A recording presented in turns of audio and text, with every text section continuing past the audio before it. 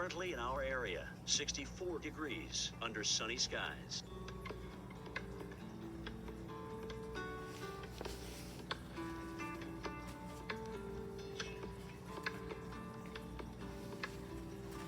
Today, sunny to partly cloudy.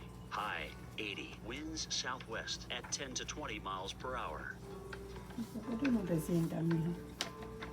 Tonight, skies clearing overnight. Low 69. Winds south-southwest at 10 to 15 miles per hour. Sunday, mainly sunny. High 90. Winds west at 5 to 10 miles per hour. Here's our 7-day outlook.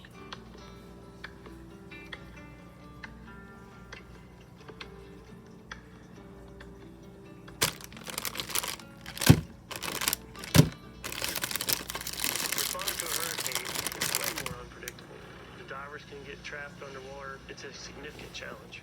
When everybody's running for the exit, those are the guys, the firefighters of the Marine Corps. All of a sudden, we see that the boat is leaning to one side. If it collapses at that moment, it could be deadly. That's a very high risk, a very high reward. If it was easy, everybody would do it. We're gonna win. We never lose. Deepwater Salvage. All new episodes, only on the Weather Channel.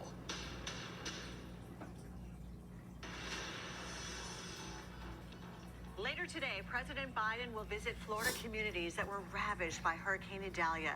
The storm surge rolled in many places, the highest we've ever seen. Yes, then when the water receded, we saw just how much devastation it happened to cause, Kelly. And the communities that were hit hardest by Idalia are now facing the daunting task of cleaning up and rebuilding. But even as they get to work, they need help with the most basic, and that would be getting food. Yeah, it's a tough endeavor, no doubt. Reporter Jacqueline Quinn from our CBS partner WFOR shows us how groups in South Florida are helping fill that need. Since Hurricane Idalia slammed into northern Florida, the work to clear and clean up has begun.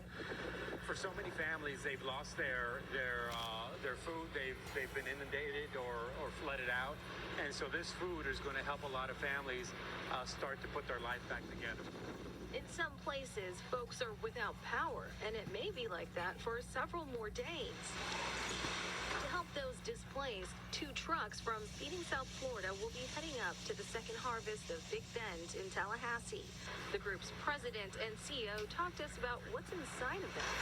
So all these boxes have canned goods as well as some cleaning supplies in them. The Seminole Tribe buckets that you guys see have about 2 weeks worth of food. And this may not be the last delivery. As you can see, they have more water standing by here along with these 15-day packages to send up there if they get the word that more is needed. See, right now is a lot of folks are truly trying to understand where they are, where their houses are, what businesses are open, who can serve, who can't serve. In the meantime, he says there's one quick way folks can help out. The best way to get involved is to donate funds. We can get food a lot cheaper than anybody else, so the best way to donate funds, either here or the Second Harvest Food Bank of Big Bend in Tallahassee. In Pembroke Park, I'm Jacqueline Quinn, CBS News, Miami. So, certainly a big story in our tropical season, and we have many chapters to go, Kelly, as we move forward. Yeah, Idalia is not done, by the way. Idalia is affecting Bermuda as a post-tropical storm. We also have Gert that came back to life, in case you missed that earlier in the week.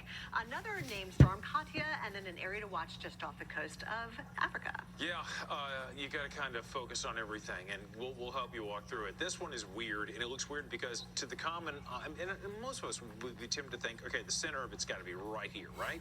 No, right there. Yeah, there's the swirl of clouds in that counterclockwise fashion happens to be just to the south of Hamilton, Bermuda, and that's where we've been experiencing some of the gustier winds, sustained at 37, but gusting to 56, and that's why they have a tropical storm warning in effect for that island. Makes total sense. So our friends in Bermuda need to watch out, and as we go forward in time, it will certainly be affecting a lot of shipping lanes in the North Atlantic. Yeah, it does not weaken by the time it makes its way to that latitude, but certainly the end of the cone goes out a ways because the models are still in disagreement in terms of exactly where Idalia goes as we head towards the middle of next week. So there's Bermuda. Now let's talk about Gert that came back to life. And right now it's just kind of meandering there. It's not really expected to do much harm, if anything, staying out over open waters. Yeah, as we cruise from, say, Sunday into Monday, just a slow move north. This is another one to watch. This one is a 70% chance of further development, Kelly. Yeah, so Katia, by the way, is up there, but we're focusing on this one because Katia stays out to sea. But this one not only has a high chance of developing, but it's taken that westward track at that lower latitude, a little more toward the south, and therefore we need to watch this thing as it moves toward the Caribbean islands by next weekend. Okay, let's see all the fish that are swimming out there. Okay, so we've got these, and that's one to watch. Right. Moving near Barbados as you get into next Saturday. So we're looking for that concentric, that area of spin moving towards Puerto Rico. We've got time to watch it, obviously the next week or so, but this is the peak of the hurricane season as we get into next week. All the dots representing where we've seen tropical cyclone development. 70% of their season left. So again, 'tis the season for not only the tropics, but it's also the season for college football, Kelly.